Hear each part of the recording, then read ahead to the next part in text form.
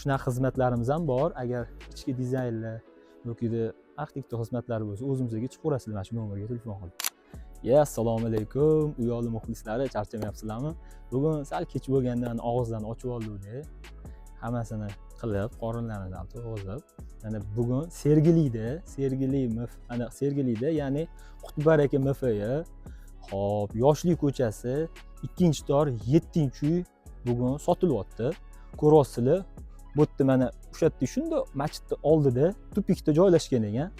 Agarda uyimizni shunda oynalasini ozgincha ochib qo'ysanglar, 5 vaqt namozi azonlari har doim eshitilib turar ekan.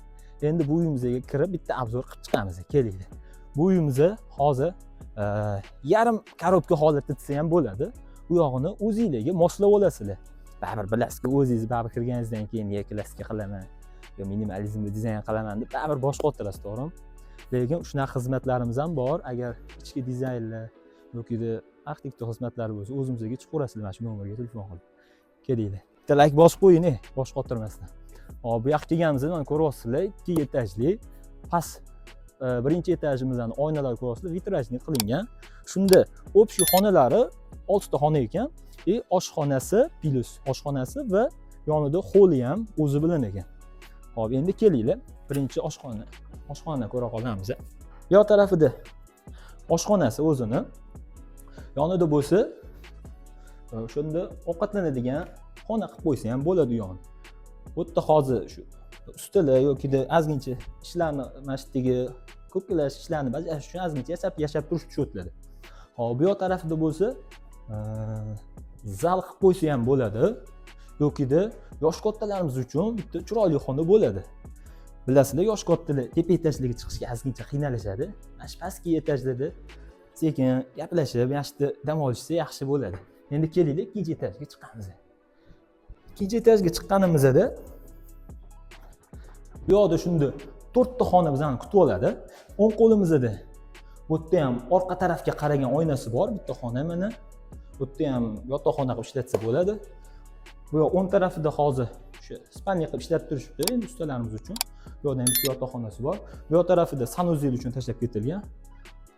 Shunda bu uyimizni umumiy gazoblokdan ko'tarishgan ekan. Gazoblokni vertikaliga emas, gorizontaliga yotqizib, devorni ko'tarishgan ekan. Hop, keyin bu uyimizda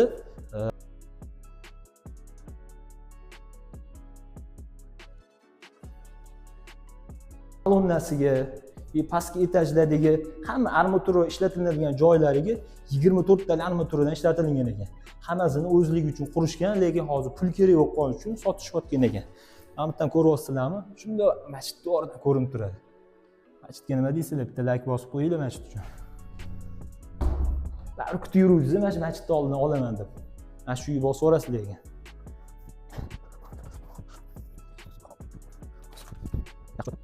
Shunda bu 2,5 sotuvda joylashgan 6 ta xonadan iborat plus oshxonasi, xoli bilan bu uyimizni $150,000 ga baholadik.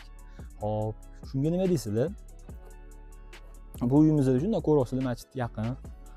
Yana nima ma'lumotlar aytsa bo'ladi? Uyimizning fasadlari mana semon suvoqdan chiqarilgan. Ko'ryapsizlar, bu yoqqa G obrazniy qilib yana qurilishlar qilsanglar bo'ladi bemalol. Ikkita mana shu qurilgan uyimizning yon taraflaridan ham 1 metr tashlab ketilgan. Orqa tarafida ham kanalizatsiya bor, bu yoq tarafida ham kanalizatsiyasi bor. Orqa tarafda ham ko'cha o'tgan ekan. Videoyimizga like bosib qo'yinglar. Xudo xolasa bizani davomiy ravishda kuzatib boringlar. Hammaga rahmat, salomat bo'linglar.